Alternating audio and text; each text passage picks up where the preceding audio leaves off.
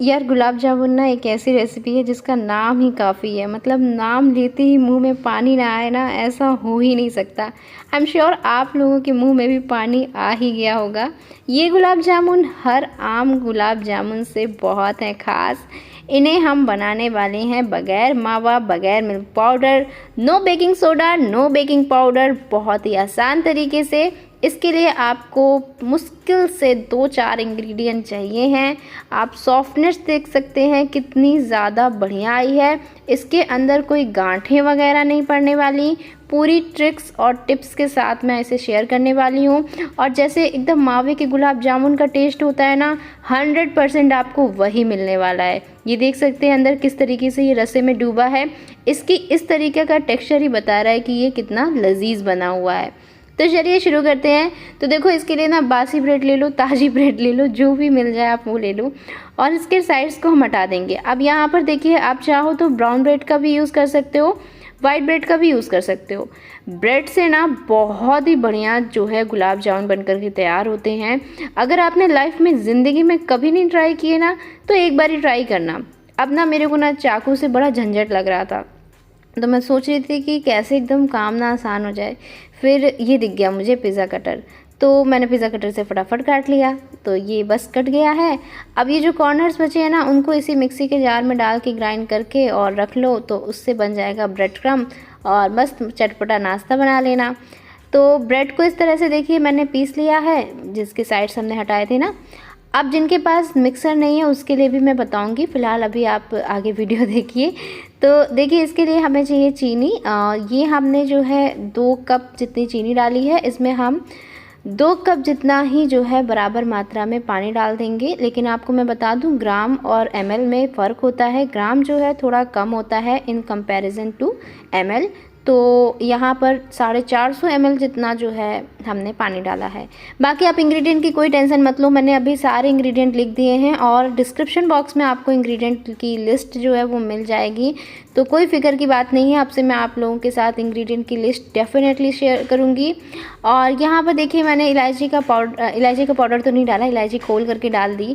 Actually मुझे इलायची का पाउडर बनाने में कभी कभार बहुत आलस आ जाता है, जब कभी मार्केट का बना हुआ नहीं होता है ना, तो मैं इसी तरीके से डाल देती हूँ। और मैंने डाल दिया केसर के धागे, अगर आपके पास हैं, आप पसंद करते हो तो डालिए, नहीं तो स्किप कर सकते हो। गुलाब जामुन में केसर के धागे इतना कुछ इंपॉर्टेंट नहीं होता है। अच्छा, चाशनी समझना बहुत इंपॉर्टेंट है। देखिए आपको ऐसे लगा करके देखनी है और ये ना एकदम ऐसे लगना चाहिए जैसे तेल छू लिया हो आपने, ठीक है।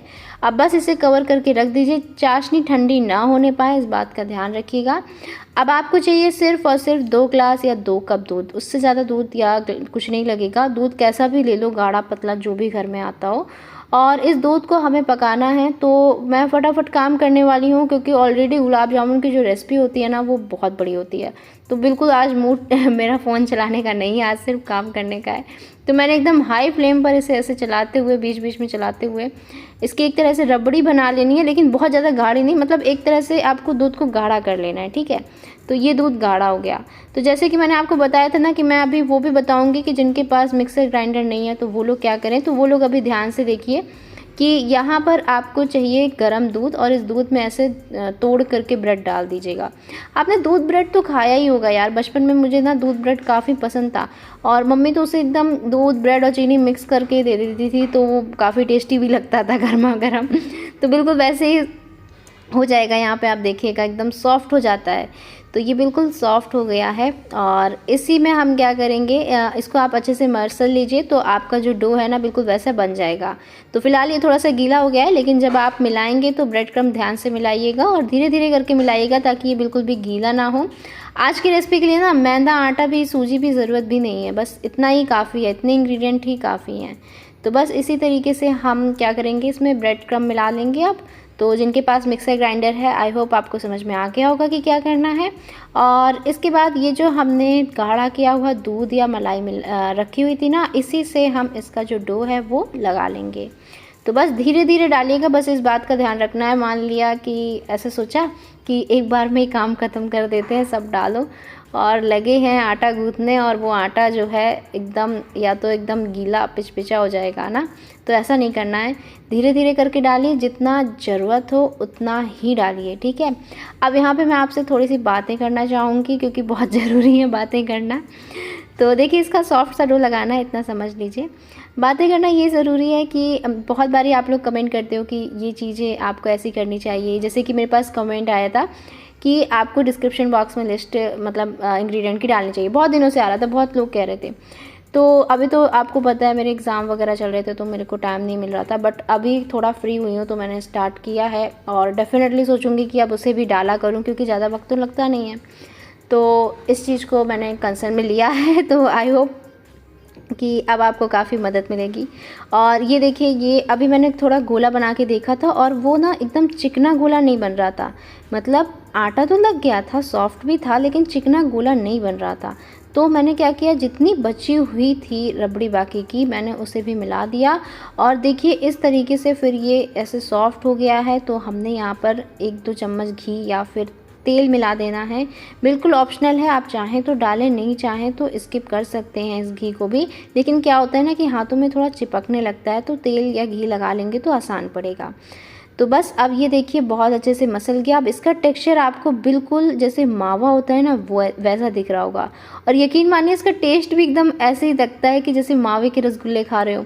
हमारे यहाँ पे ना एक बहुत ही फेमस रसगुल्ला है जिसका नाम है देहाती रसगुल्ला।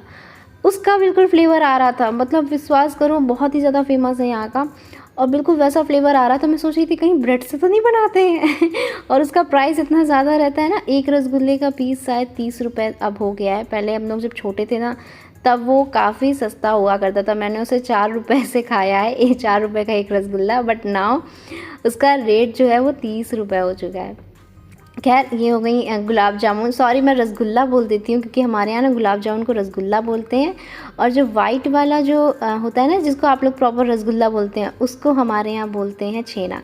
तो थोड़ा मेरे मुंह से निकल जाता है, क्या करें, फिसल जाती है ज़ुबान। तो ये देखिए, ये तेल लिया है, एकदम सोता हुआ सुस्त तेल चाहिए। जब मैंने एक डाला तो आप देख सकते हैं किस तरीके से था। और इसी तरीके से आपने करना क्या है कि ऐसे चलाते रहना है, बिल्कुल तेल को आपको हिलाते रहना है। इससे क्या होगा, एकदम प्रॉपर कलर आएगा। गैस के फ्लेम को आपने रखना है बिल्कुल धीमे। और बहुत लोग सोचते हैं कि ये जो मैं तेल यूज़ कर रही हूँ, ये सरसों का तेल यूज़ कर रही हूँ। फिर ये लोग कमेंट में आप लोग मुझसे कहते हो कि मिठाइयों में सरसों का तेल यूज़ नहीं करते। तो मैं आपको बता दूं कि ये जो है सफोला का ऑयल है। अगर आपने सफोला का रिफाइंड ऑयल यूज़ किया होगा तो वो ऐसा पीले रंग का ही आता है। तो ये मतलब सरसों का तेल नहीं है, समझ लीजिए सरसों का तेल में नहीं बनाने हैं गुलाब जामुन। तो ये देखिए, मैं बिल्कुल इसी तरीके से हिलाते हुए बनाऊंगी इसे। तो बस इसी तरीके से हम इसे चला लेंगे, और बिल्कुल ऐसे ही धीमी आंच पे आपको इसे पकाना है। अच्छा, एक बात ध्यान रखिएगा, कभी भी आप गुलाब जामुन बनाओ तो कभी भी कोई से भी गुलाब जामुन बनाओ, कभी भी कढ़ाई में बहुत सारे भर करके नहीं डालने हैं। उससे क्या होता है मैं आपको बताती हूँ, उसका एक साइंटिफिक रीज़न है। कढ़ाई होती है अपन की छोटी, और उसमें तेल होता है बढ़िया उबलता हुआ। जब आपके रसगुल्ले जो हैं मतलब गुलाब जामुन पकने लगते हैं तो तेल बहुत गर्म हो जाता है। उस बीच अगर आप बहुत सारे गुलाब जामुन डाल देते हो तो उनके बीच की जो डेंसिटी है वो बहुत ही ज़्यादा कम हो जाती है, जिसकी वजह से जो तेल है ना वो बहुत ज़्यादा गर्म हो जाता है, जितना हमारे गुलाब जामुन को ज़रूरत नहीं होता है। और गैस का फ्लेम आपको पता है एकदम लो से ज़्यादा तो फिर लो हो नहीं सकता। तो इसी वजह से आपको हमेशा थोड़े थोड़े गुलाब जामुन है ना उन्हें करना है। इससे आपके गुलाब जामुन कभी फटेंगे नहीं। कई बार क्या होता है कि अरे हमने एक गुलाब जामुन चेक किया कढ़ाई में तो वो तो अच्छा बन गया, जब बैचेस में डाले तो वो सारे ख़राब हो गए। तो इस बात का आपने हमेशा ध्यान रखना है। तो बस इस तरीके से आप 5 से 6 घंटे के लिए रख दीजिए। वैसे तो ब्रेड के गुलाब जामुन है तो ज़्यादा वक्त नहीं लगता है, 2 से 3 घंटे में बढ़िया हो जाते हैं। लेकिन और अच्छा टेक्स्चर अगर आप पाना चाहते हैं तो डेफिनेटली आप इसे जो है 5 से 6 घंटे के लिए रखिए। और जो है इसे क्या कीजिए कि हल्का सा गरम कर दीजिए चाशनी, और गरम चाशनी में आपको डालना है, ठंडी चाशनी में नहीं डालना है। जैसे ही आप गुलाब जामुन को कढ़ाई से निकालेंगे आपको गरम चाशनी में डालना है, लेकिन इतनी भी गरम ना हो, हल्की गरम चाशनी में डालना है। तो गुलाब जामुन तैयार है।